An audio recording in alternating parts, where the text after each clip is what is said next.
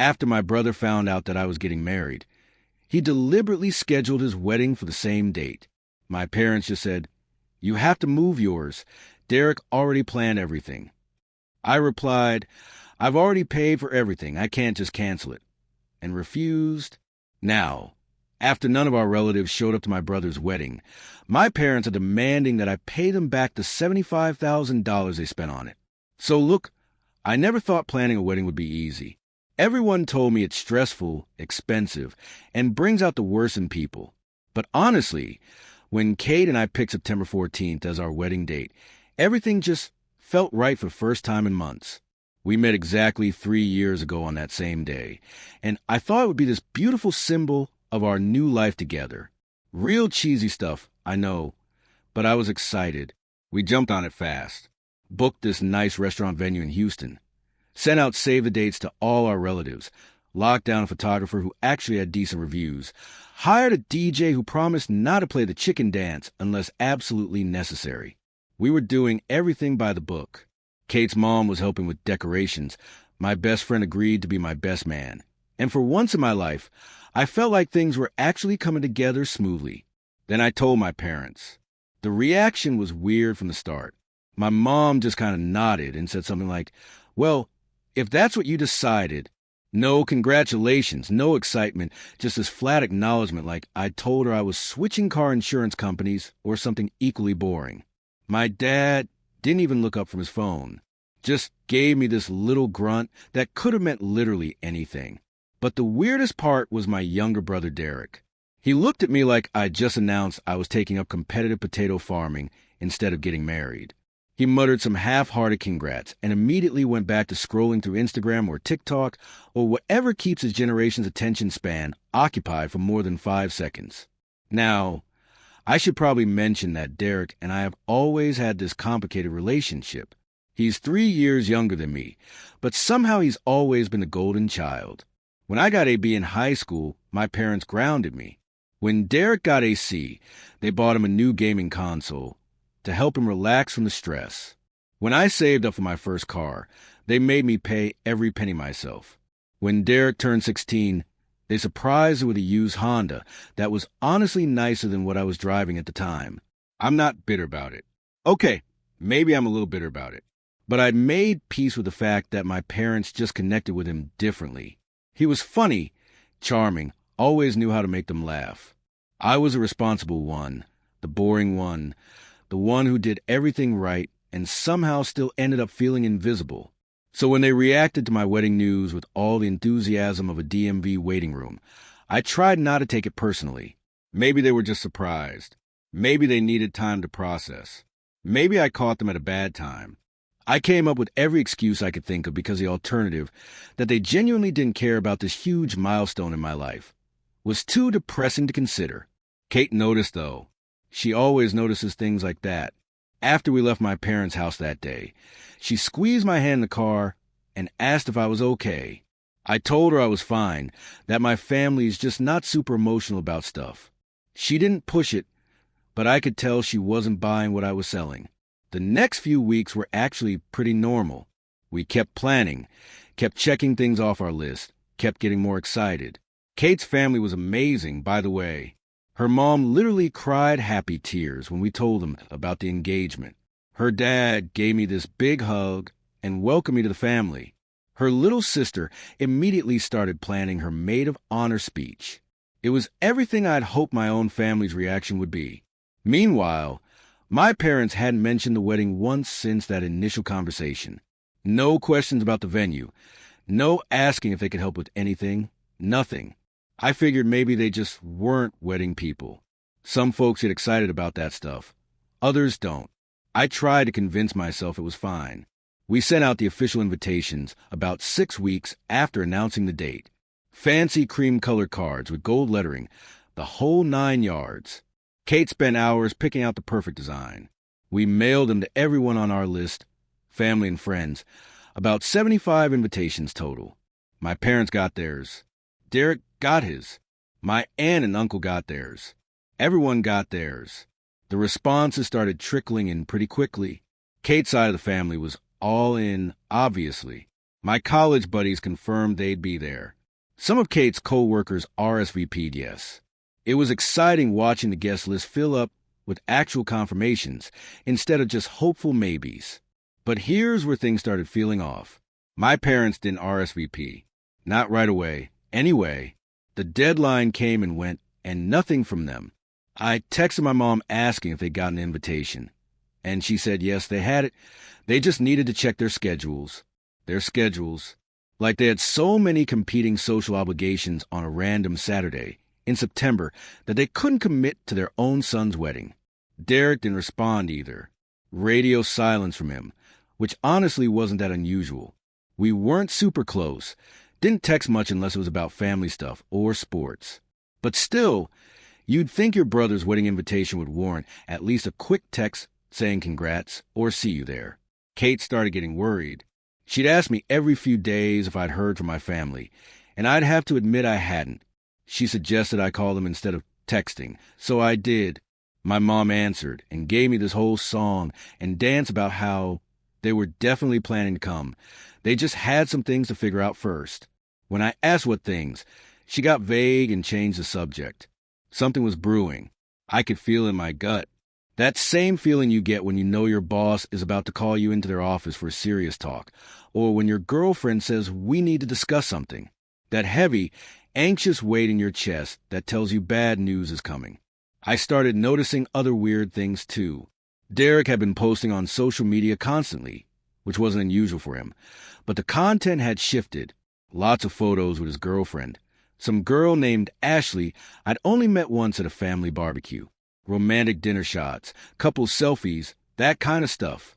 The captions were all about new beginnings and exciting changes and cryptic stuff that could mean anything. When I mentioned it to Kate, she looked at his profile and immediately got this concerned look on her face. She asked if I thought Derek might be planning something big. I laughed it off. Derek was impulsive and dramatic, sure, but he wasn't malicious. At least, that's what I kept telling myself. About a week before we needed final head counts for the caterer, my mom finally called. She said the family needed to get together because Derek had some important news to share. She made it sound urgent, like drop everything and come over this Sunday, kind of urgent. I asked what it was about, but she wouldn't say. Just that it was important and we all needed to be there. Kate offered to come with me for more support, and honestly, I was grateful. Walking into my parents' house, that Sunday felt like walking into an ambush. The whole vibe was off from the second we stepped through the door. My parents were sitting on the couch looking way too pleased with themselves. Derek was standing in the middle of the living room with this expression I'd seen 1,000 times before.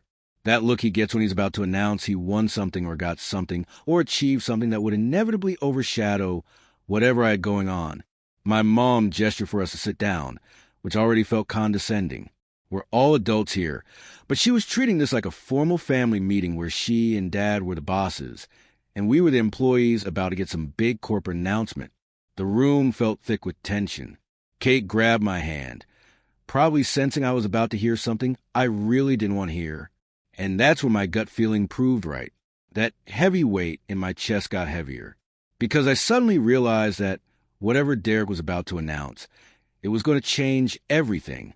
The smug look on his face, the way my parents were practically vibrating with excitement, the fact that they'd made such a big deal about getting us all together. This wasn't going to be good news. At least not for me. Derek opened his mouth to speak, and I braced myself for impact. Derek didn't waste any time. He announced that he was getting married too. And honestly, my first reaction was genuine happiness for him. Despite all the golden child nonsense, he's still my brother, and I wanted him to be happy. I started to say congratulations when he dropped the bomb that changed everything. His wedding was going to be on September 14th, the exact same day as mine, at some fancy hotel in Beaumont that probably cost 3 times what our venue did. I sat there trying to process what I'd just heard. At first, I thought maybe I'd misunderstood. Maybe he said September 4th or October 14th. But no, he was crystal clear. Same day, same year, same state, just a different city about an hour and a half away. The room got really quiet. Kate's grip on my hand tightened. I looked at Derek, waiting for him to laugh and say he was joking. But he just stood there with that same smug smile, arms crossed, looking at me like he just won something. I asked what he meant by the same day. He shrugged like it was no big deal and said the date worked perfectly for him and Ashley. Great weather, good time of year. The hotel had availability. No acknowledgement that we'd already claimed that date. No apology. Nothing. That's when my mom jumped in with her sweet voice, the one she uses when she's about to ask you to do something unreasonable. She suggested that maybe Kate and I could pick a different date, to avoid the conflict. My dad backed her up immediately. Derek's guest list was bigger. Lots of people coming from out of state. The hotel made more sense logistically. He said it like he was just stating obvious facts. They wanted me to change my wedding date. The date Kate and I had chosen because it was our anniversary. The date we'd already sent invitations for. The date we'd already paid deposits on. And here's what really killed me. September 14th wasn't random. Derek knew exactly what that date meant to me. I'd told him about meeting Kate on that day. Multiple times. He knew. He chose that date specifically because it was mine. Taking it away was the whole point. Kate spoke up, pointing out we'd already sent invitations, had RSVPs coming in, paid non-refundable deposits. Moving would cost thousands and cause massive headaches for our guests. My mom waved her hand dismissively. Young people are flexible. Everyone would understand. Then she looked at me with disappointed eyes and said I was being stubborn, putting my pride before family unity. The irony almost choked me. I was the problem, not Derek, who deliberately scheduled his wedding to clash with mine, not my parents, asking me to completely upend my plans. No, I was ruining everything. Derek spoke again, saying something that made my blood run cold. We'd see who the family really supported, him or me. Like this was some competition. He was determined to win. That's when it clicked. This wasn't about wedding dates or logistics. This was about proving, once and for all, that he was the important one, the loved one, the one who mattered. And he needed me to lose so he could win.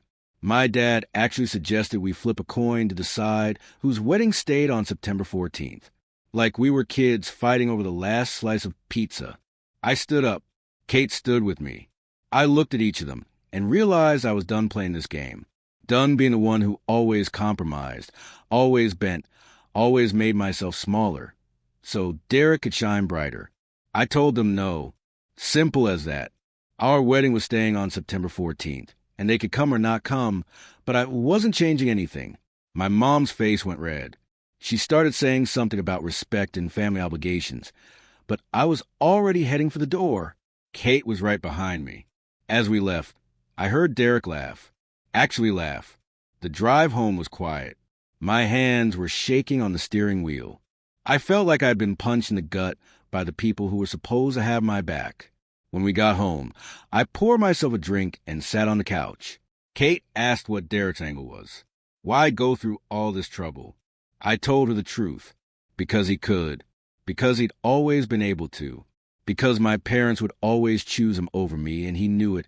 And he wanted to prove it one more time in the most dramatic way possible. My phone started buzzing.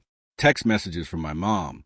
Long paragraphs about how disappointed she was, how I was tearing the family apart, how I was being selfish and childish. Then my dad texted. Shorter messages, same theme. I was making a mistake. I needed to be the bigger person. Family comes first, except apparently my family didn't include me in that equation. Derek didn't text. He didn't need to. He'd already made his point. Kate suggested I turn my phone off at night. So I did. We ordered pizza and tried to watch a movie, but I couldn't focus. My brain kept replaying the scene. The smugness on Derek's face. The disappointment in my mom's eyes. The worst part was the tiny voice in my head asking if maybe they were right. Maybe I should just change the date. Avoid the drama. Keep the peace. Be the good son like always. But then I remembered Derek saying we'd see who the family supported. This wasn't about keeping peace. This was about drawing a line. Over the next few days, the messages kept coming. My mom called it a family crisis. My dad said I was being unreasonable. Even my aunt got involved, sending long texts about compromise and maturity. But here's what none of them understood. I'd been compromising my entire life. Every time Derek got special treatment, and I stayed quiet. Every time my achievements got overlooked while it got celebrated. Every time I made myself smaller so he could feel bigger. I was done compromising. September 14th was my date, my wedding, my life, and if they couldn't respect that, then maybe they didn't deserve to be there. Kate asked if I was sure about this, if I was ready for whatever came next, because we both knew this wasn't going to end well. Either my family would back down, which seemed unlikely, or they'd follow through. And then we'd have 2 weddings on the same day, forcing everyone to choose sides. I told her I was sure, not because I wanted a war, but because I couldn't let them steamroll me anymore. If this was a hill I died on, at least I died standing up for myself. The real question was what would happen when September 14th actually arrived. Would anyone show up to my wedding? Or would they all choose Derek like they always had? I guess I was about to find out. September 14th arrived faster than I expected. The morning felt surreal, like I was watching someone else's life unfold. Kate was getting ready with her bridesmaids at the hotel, and I was at home with my best man trying to tie a bow tie and not think about the fact that my parents hadn't confirmed if they were coming. My phone had been quiet for the past week. No messages from my mom, nothing from my dad, radio silence from Derek. Part of me hoped they'd come to their senses. The other part knew better. We got to the venue early. The restaurant looked amazing. Kate's mom had outdone herself with decorations. White flowers everywhere, string lights. The whole place had this warm, romantic vibe. This was actually happening. Then the guests started arriving, and I stationed myself near the entrance to greet people. That's when I noticed something that both broke my heart and filled it at the same time. The room was filling up, not just a few people, but actually filling up. Kate's entire family showed up, obviously. But so did my extended family. My cousins, aunts, and uncles. Even my great-aunt Martha, who never goes anywhere. They were all there, dressed up, smiling, congratulating me. My cousin Jake pulled me aside and told me he'd heard about the whole situation. He said most of the family thought it was a ridiculous power play, and they weren't about to miss my wedding just because my brother decided to throw a tantrum. That hit me harder than I expected. These people, my extended family who I only saw at holidays, had chosen me. They'd gotten our invitation first, sure, but they could have just skipped both weddings to avoid the drama.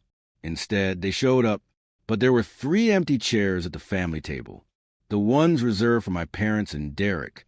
I kept glancing at the door, hoping maybe they'd walk in at the last minute.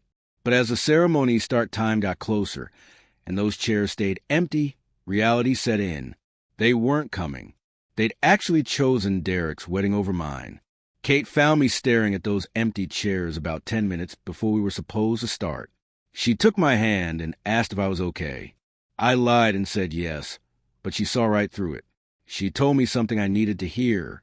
The people who really loved us were here. The people who mattered were in this room. And the people who chose to miss this, that was their loss, not ours. The ceremony was beautiful. Kate looked absolutely stunning walking down the aisle. When we said our vows, I forgot about the empty chairs for a minute. It was just us, promising to build a life together. Then came the reception, and that's when things got interesting.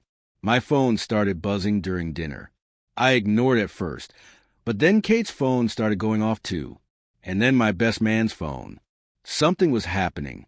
I finally checked my messages during a bathroom break. They were from various cousins and family members sending me updates about Derek's wedding. Apparently, it was a disaster. The fancy hotel venue in Beaumont was gorgeous, according to the photos. Derek had clearly spent a fortune. Ice sculptures, elaborate floral arrangements, a live band, the works. It looked like something out of a wedding magazine. But here's the thing. The ballroom was mostly empty. Maybe 30 people showed up total, in a space designed for 200. My cousin Sarah sent me a photo. You could see the empty tables stretching out behind a wedding party. It looked sad, honestly, like a party nobody wanted to attend. According to the messages, my parents were mortified. My mom had apparently told everyone the low turnout was because people were confused about the date, not because the family thought Derek's stunt was manipulative and wrong. Just confusion. Derek's face in the photos looked tight. That forced smile people get when they're trying to pretend everything is fine, but nothing is fine. Their wedding photographer probably earned every penny trying to make those empty ballroom shots look intentional. I should have felt vindicated, but mostly I just felt sad. Sad that it came to this. Sad that my brother's big day was ruined by his own pettiness. Sad that my parents were there watching it fall apart, still refusing to admit they'd backed the wrong horse. Kate noticed my mood shift and asked what was wrong. I showed her the messages. She looked at the photos and said something that surprised me. She felt bad for Ashley. Derek's bride had gotten caught up in this family drama, and now her wedding day was tainted by it. I hadn't thought about it that way, but Kate was right. Ashley was collateral damage in a war she didn't start. My best man came to find me, said it was time for our first dance. I pocketed my phone and went back to my own wedding, to my own wife, to the room full of people who'd chosen to be there with us. The rest of the night was honestly amazing. The food was great. The DJ actually killed it. People danced and laughed and celebrated. My great Aunt Martha even got on the dance floor, which I didn't think was physically possible. But I couldn't completely forget about those empty chairs at the family table, or the knowledge that miles away, my parents were sitting in an empty ballroom, probably realizing they made a terrible mistake, but too proud to admit it. When Kate and I left the reception that night, heading to our hotel before our honeymoon flight, I felt this weird mix of emotions. Happy about the wedding, grateful for the people who showed up, but also this deep sadness about my family. Kate fell asleep almost immediately. I lay awake scrolling through messages and photos people had sent. More updates from Derek's wedding. More empty tables. More forced smiles. My phone buzzed with a new message. It was from my mom. The message was short. She said they needed to talk. That what happened today was unacceptable. That I'd embarrassed the family and made them look foolish. I read it 3 times, trying to find any acknowledgement of what they'd done. Any hint of self-awareness about how they'd chosen Derek over me, how they'd enabled his petty stunt, how they'd missed their own son's wedding. There was none. In their minds, I was still the problem. The fact that most of the family had sided with me didn't matter. What mattered was that they looked bad, and it was somehow my fault. I turned my phone off and tried to sleep. Tomorrow we'd be on a plane to Hawaii for our honeymoon. Tomorrow I could forget about this for a while. But I knew this wasn't over. Not even close. The honeymoon in Hawaii was supposed to be this escape from reality. 7 days of beaches, fruity drinks, and pretending my family drama didn't exist. And for the most part, it worked. Kate and I had an amazing time. We snorkeled, hiked the waterfalls, ate way too much poke, and barely looked at our phones. But on day 5, I made the mistake of turning off airplane mode to check my email. That's when I saw I had 43 missed calls and over 60 text messages, all from my parents. My stomach dropped. 43 calls meant something was seriously wrong. Someone died. Someone was in the hospital. Something catastrophic. I called my mom back immediately, my heart racing. She picked up on the first ring. No hello. No how's your honeymoon. Just straight into it. She was screaming so loud I had to hold the phone away from my ear. Kate could hear her from across the hotel room. The wedding was a humiliation, she said. An absolute disaster that I caused. People were talking about our family like we were a joke. My aunt called her. My uncle called her. Even people from their church were asking questions. I had destroyed their reputation in the community. I tried to explain that I didn't cause anything, that Derek was the one who scheduled his wedding on my date, but she wasn't hearing it. In her mind, I should have been the bigger person and moved my wedding. I should have protected the family name. I should have thought about them instead of being selfish. Then my dad got on the phone. His voice was cold, calculated, angry in a way I'd rarely heard. He said I needed to come home immediately, that we had serious things to discuss, that I owed them an explanation, and a lot more than that. I told him I was on my honeymoon, and whatever was could wait until I got back. That's when he dropped the real bomb. They'd taken out a loan for Derek's wedding. $75,000. A massive amount that seemed insane to me. But apparently that fancy hotel venue and all those elaborate decorations didn't pay for themselves. They'd maxed out credit cards, taken a loan against their house, the whole 9 yards. And here's the kicker. They'd planned to recoup a significant portion of that money from wedding gifts. They'd invited over 200 people expecting big checks, cash gifts, the usual wedding hall. With that many guests, they figured they'd at least break even, maybe even come out ahead. But with only 30 people showing up, they got maybe $8,000 in gifts total. Now they were stuck with a massive loan, payments they couldn't afford, and a destroyed relationship with half the family. And according to them, it was all my fault. My dad said I needed to help them pay back the loan. That since I caused this mess by being stubborn and refusing to move my date, I owed them at least half.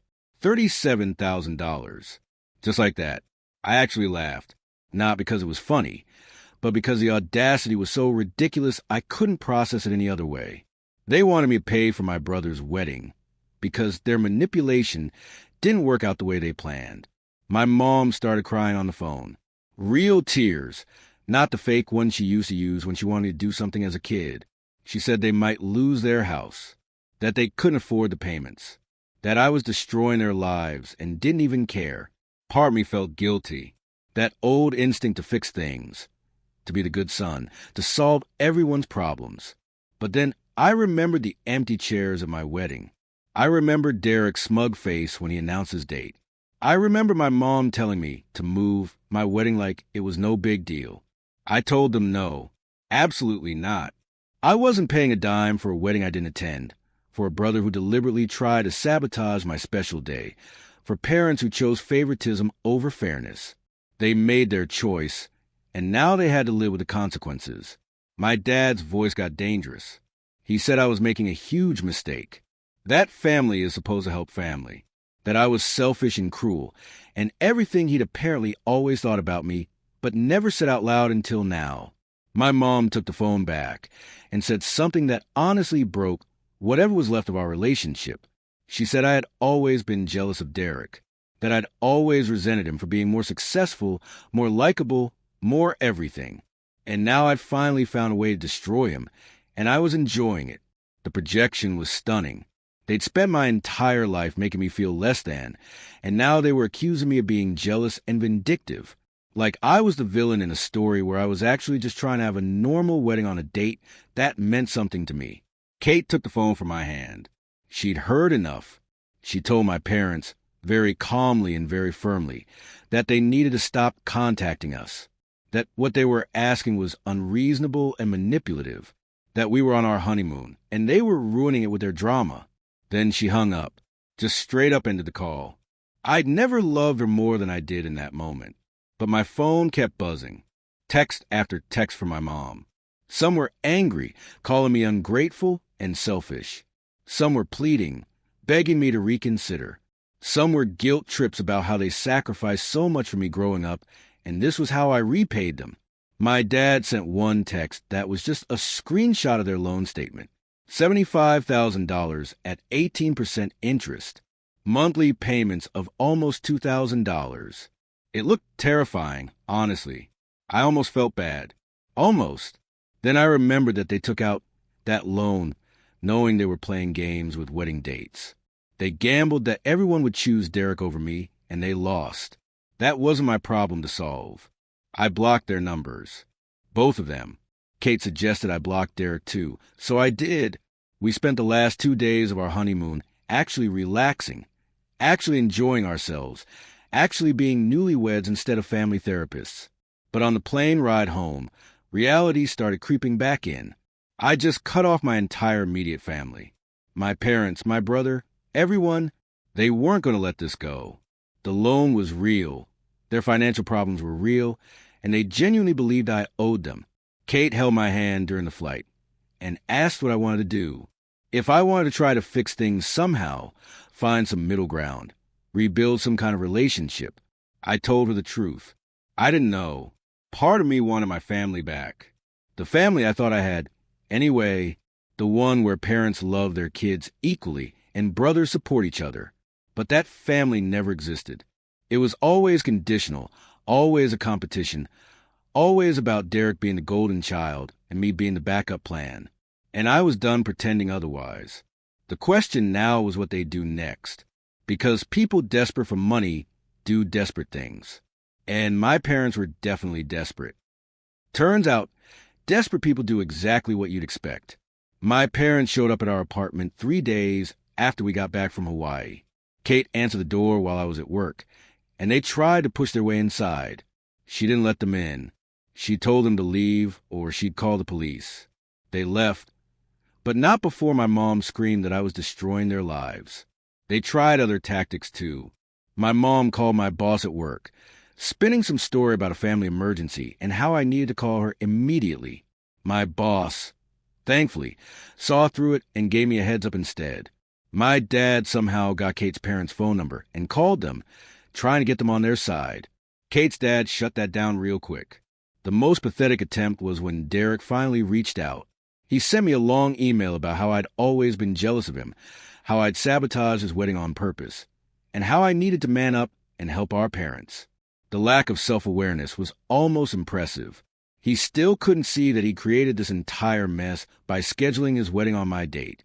I didn't respond to any of it. Not the emails, not the voicemails they left from random numbers, not the letters they sent to our apartment. Kate and I decided we were done engaging. We'd said everything we needed to say. About 2 months after the wedding, my cousin Jake called me. He said my parents had been complaining to anyone who'd listen about their financial situation. Most of the family wasn't sympathetic. They'd all watched my parents enable Derek's petty stunt, and now they were watching them face the consequences. Jake also mentioned that Derek and Ashley were having problems. Apparently, Ashley hadn't known about the whole wedding date drama until after the ceremony when she saw the empty ballroom. She'd been furious that Derek had manipulated the situation and ruined their special day. According to family gossip, she'd asked him why their wedding mattered more than his relationship with his brother. He didn't have a good answer. I'd love to say I felt vindicated hearing that, but mostly I just felt tired. Tired of the drama, tired of the manipulation, tired of caring about people who clearly didn't care about me the same way. Kate and I made a decision. We were moving to Austin. Fresh start, new city, away from all the family chaos. I'd gotten a job offer there that I'd been considering anyway, and this just felt like the right time. We didn't tell my parents we were leaving. I told Jake and a few cousins I was close with, people who'd shown up to my wedding and supported me through everything. Everyone else could find out through the grapevine. The day we left Houston, Kate asked if I thought I'd ever reconcile with my family. I told her honestly, I didn't know. Maybe someday if they apologized and actually meant it, if they acknowledged what they'd done and took responsibility for their choices. But I wasn't holding my breath. People like my parents don't usually change. They'd probably go to their graves believing I was the villain in this story. In Austin, life got better. We made new friends, built new routines, created a life that didn't revolve around family drama and golden child dynamics. I didn't have to constantly prove myself or compete for attention. I could just exist. Sometimes I miss what I thought I had. A normal family, supportive parents, a brother I could count on. But that was never real. It was just a fantasy I'd been clinging to. What I have now is real. A wife who stand by me. Friends who chose to be in my life. A future that I'm building on my own terms, not someone else's expectations. My parents still haven't apologized. Last I heard, they're still making payments on that loan, still bitter about how everything turned out, still blaming me for their choices. And you know what? That's their burden to carry, not mine. I chose my own happiness over their dysfunction, and I'd make that choice again every single time. So hey, thanks for listening to my story. It's been therapeutic getting this all out there. What do you think? Did I do the right thing, or should I just move my wedding date and avoided all this drama? Drop a comment and let me know. And if you enjoyed this story, hit that like button and subscribe for more real-life drama. Your support really means a lot and helps me keep making content. Thanks for being here, and I'll see you in the next one.